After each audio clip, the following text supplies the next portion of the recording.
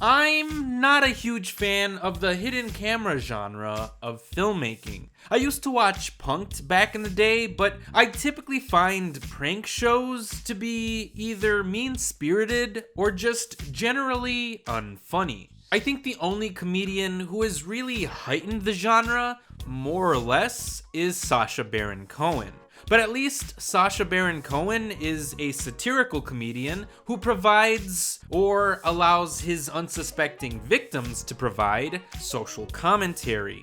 Borat and all of Cohen's other wacky characters say a lot about American culture. Bad Trip, however, doesn't have anything to say about anything. It simply exists. So the movie feels less like a clever satire in the same vein as Borat, and more like a simplistic practical joke show like Impractical Jokers, which is lame as fuck, especially since the movie feels tame compared to Eric Andre's usual surreal sketch comedy. And I've never really been a big fan of Eric Andre anyway, so take that as you will, but this movie just felt really basic to me. The plot involving Andre traveling with his buddy to New York so he can declare his love for his high school crush was totally boring and predictable. The acting was terrible, and the real life pranks in this narrative just weren't funny or clever.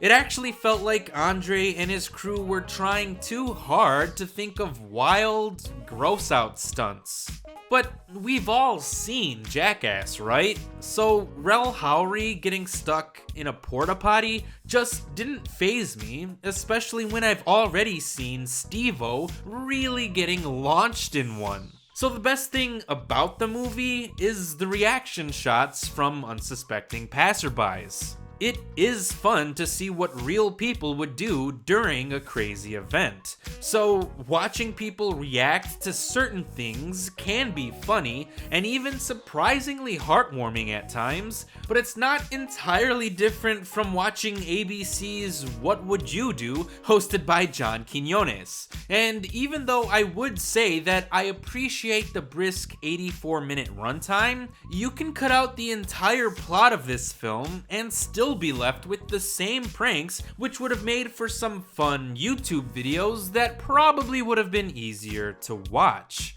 So, I don't know. I didn't think the stunts were all that interesting. I didn't think the gross out humor was all that funny. I didn't think the acting was all that great. So I didn't think this movie was all that good. But apparently, I'm in the minority with that opinion.